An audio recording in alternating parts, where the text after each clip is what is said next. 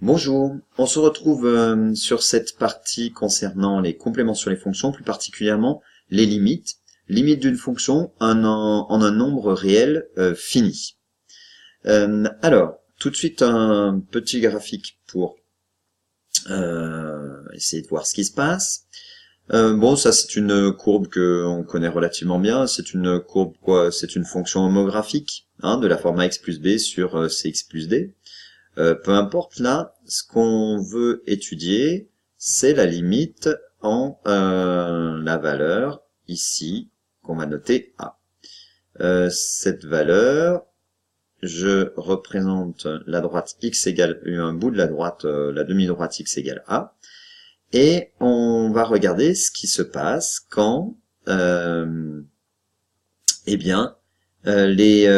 abscisses x se rapprochent autant qu'on le souhaite de la valeur A.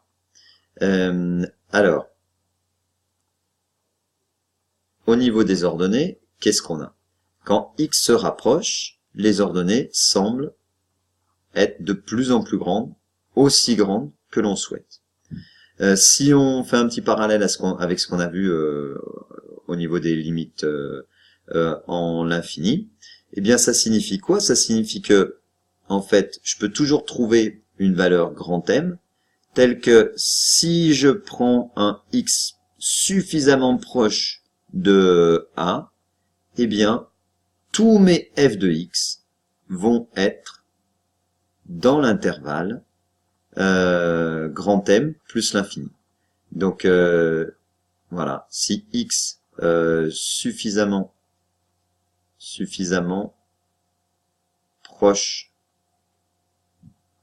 de petit a, eh bien, f de x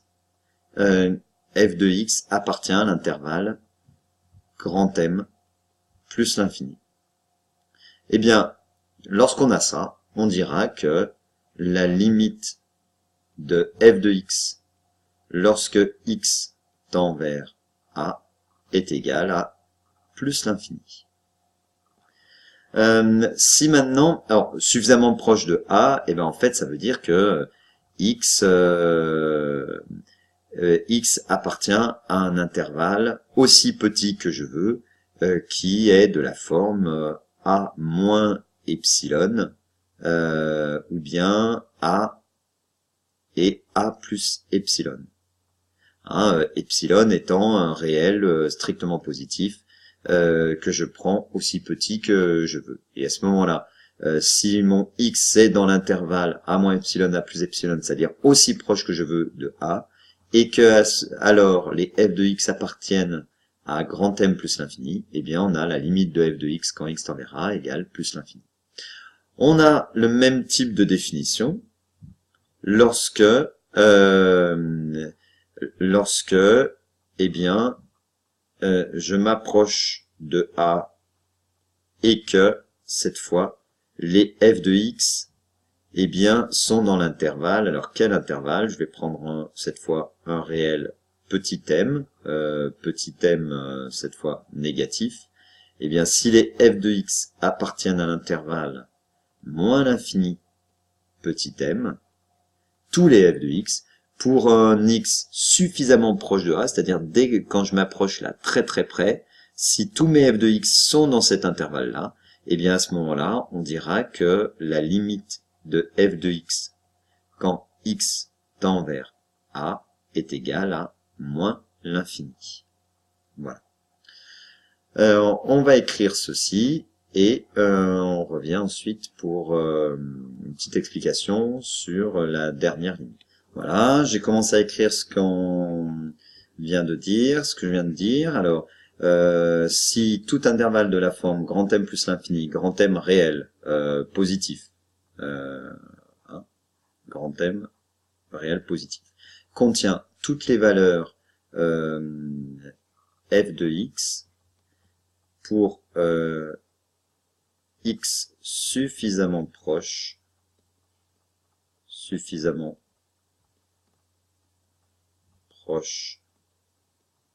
de petit a. Donc la limite admet f admet pour limite plus l'infini en petit a, si tout intervalle de la forme grand M plus l'infini avec grand M strictement positif contient toutes les valeurs f de x pour x suffisamment proche de petit a. Et on note la notation que je viens de d'énoncer sur le schéma. Même chose pour la limite en moins l'infini. Vas-y, note-la et je te laisse vérifier dans moins d'une minute. Voilà, donc et cette fois par contre c'est l'intervalle moins l'infini petit m avec petit m strictement négatif. On va maintenant parler de la limite de f de x quand x tend vers a qui est égale à L, c'est-à-dire une limite finie en un réel fini. Alors, à nouveau une courbe, on se place, effectivement, l'origine, un repère, l'axe des abscisses, l'axe des ordonnées, hein, voilà. On se place en une valeur petit a. Eh bien, quand x se rapproche de cette valeur petit a, f de x, qu'est-ce que fait f de x quand je suis là, hein. Alors, ici, on va dire que c'est une valeur L qui est égale à f de a. Eh bien, les f de x se rapprochent de... plutôt comme ça. Voilà. Les f de x se rapprochent de la valeur petit l. C'est-à-dire que si j'arrive suffisamment proche de petit a, eh bien, tous mes f de x vont être cette fois dans un intervalle autour de L, aussi petit que je veux autour de L.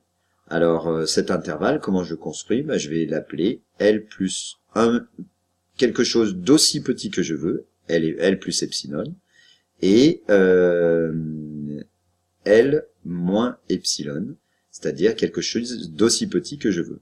Et donc, plus je me rapproche, plus cet intervalle va se resserrer autour de la valeur L, avec epsilon strictement positif. Donc, petit à petit, on va être vraiment autour de le plus proche possible de la valeur L. Eh bien, ceci, on dira que la limite de f de x quand x tend vers a est égale à L. Alors, sur notre définition, qu'est-ce que ça donne? On dit que que la fonction f admet pour limite petit l en a si, eh bien, tout intervalle de la forme, celui qu'on vient de voir, hein, L moins epsilon, L plus epsilon, avec epsilon un réel positif, en fait aussi petit que je veux, contient toutes les valeurs f de x pour x suffisamment proche de petit a. Voilà. Et la notation est celle-ci. Alors c'est vrai que dans l'exemple que je viens de montrer là, en fait la limite finalement c'est f de petit a. D'accord? Bon, on verra que c'est pas toujours le cas. Et on verra plus tard que justement, si on peut arriver à prouver que pour toutes les valeurs de cette fonction, eh bien, chaque fois que je prends un a quelconque sur le domaine de définition de la fonction, la limite de f de x quand x tend vers a est égale à f de a, eh bien, c'est ce qu'on va appeler la continuité. On dira que la fonction est continue. Ça revient en fait à avoir la possibilité de tracer sans lever le crayon la courbe de la représentative de la fonction f. On le verra un petit peu plus tard, hein, mais c'est pour bientôt. Alors, un exemple à présent. Qu'est-ce qui m'arrive? Un petit peu similaire à celui qu'on vient de voir. La fonction représentée ci-contre a pour limite, alors, plus l'infini, on est d'accord? Plus l'infini, puisqu'on a notre réel grand M et on s'aperçoit que si on a un x suffisamment proche de a, les f de x vont être tous au-dessus, supérieurs à ce grand M, dans l'intervalle grand M plus l'infini. Lorsque x tend vers a, en effet, a pour limite plus l'infini lorsque x tend vers a. En effet, hein, les valeurs de la fonction deviennent aussi grandes que l'on souhaite dès que x est suffisamment proche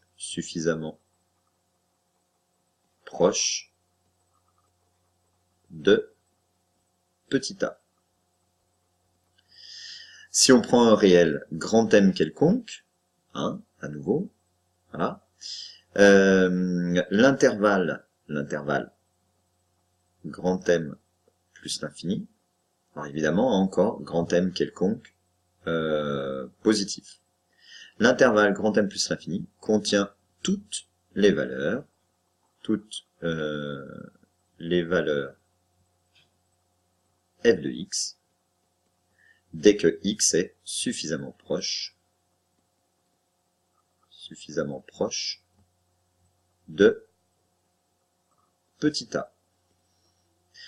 Quelques exemples relativement simples. La limite de 1 sur x carré lorsque x tend vers 0. Alors que x tende vers 0 ici, là, ou là, effectivement, on va être en plus l'infini. Toutes les valeurs de f de x vont être au-dessus, à partir d'un certain moment, au-dessus de n'importe quelle valeur, grand M strictement positive. Si on prend limite quand x tend vers 0 de moins 1 sur racine de x. Alors quand x tend vers 0, on est ici, attention, hein. Voilà. Que font les valeurs de f de x? Eh bien, elles tendent vers moins l'infini. En effet, je peux prendre une valeur petit m, telle que, à partir d'un certain moment, pour x suffisamment proche de 0, tous les f de x sont dans l'intervalle moins l'infini, petit m. Donc, moins l'infini. La limite, quand x tend vers 2, de x au carré moins 5x. Alors, x tend vers 2, on est là. Voilà. Et f de x. Alors, qu'est-ce que font les f de x? Quand je me rapproche de 2, suffisamment proche, eh bien, on va se retrouver dans un tout petit intervalle autour de la valeur moins 6. Eh bien, on peut dire que la limite, c'est moins 6. Voilà. Tu remarqueras qu'ici, il suffit aussi de remplacer la valeur de x par 2. 2 au carré 4, moins 5 fois 2, 10. 4 moins 10, moins 6. Voilà. Alors, certaines fonctions, comme la fonction inverse, n'a pas de limite en 0. Alors, représentons-nous la fonction inverse. La fonction inverse, hop, c'est celle. Oh là là. Justement, représentons-nous là correctement.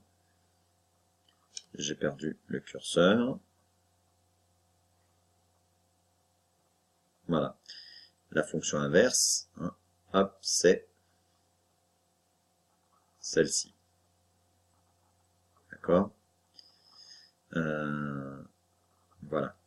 Eh bien, je peux pas dire si c'est moins l'infini ou plus l'infini. Donc, je suis bloqué. Pas de limite.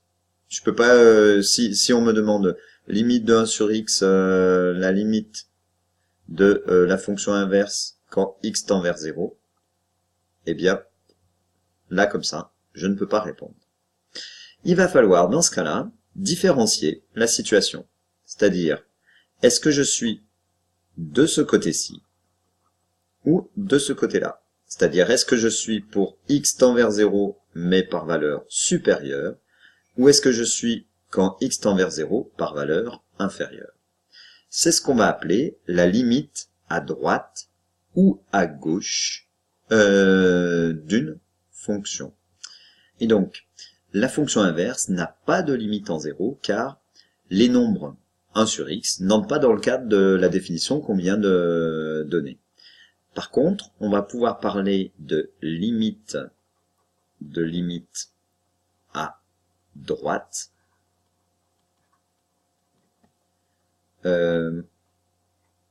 et de limite à gauche. Et à ce moment-là, pour la valeur 0, on va noter 0 plus pour signifier que x s'approche de 0 par valeur supérieure, c'est-à-dire par valeur avec un s supérieur, lorsque x est supérieur à 0, et 0 moins pour signifier que x s'approche de 0 par valeur inférieure,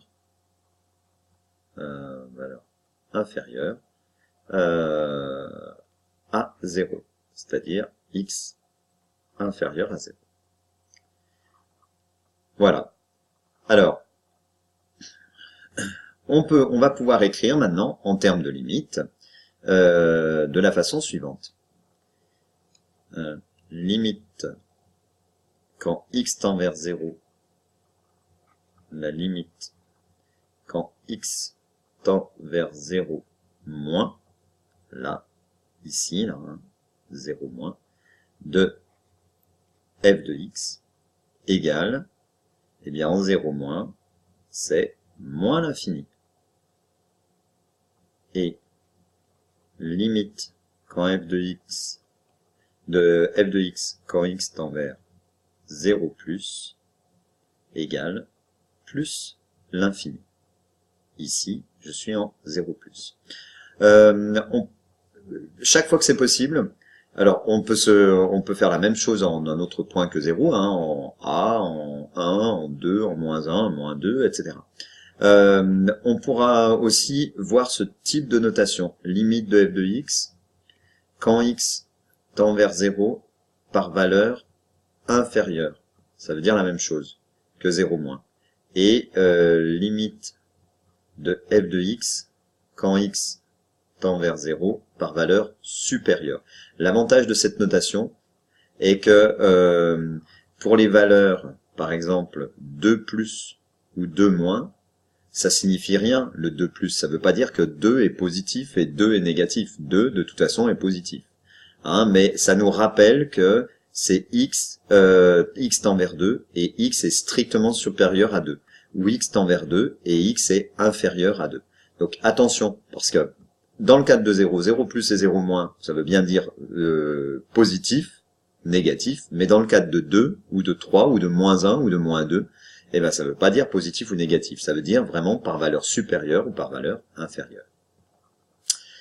Graphiquement, qu'est-ce que ça signifie lorsqu'on a ceci? Eh bien ça signifie qu'on a une asymptote verticale. Eh bien ça sera l'objet de la toute petite vidéo suivante. À bientôt!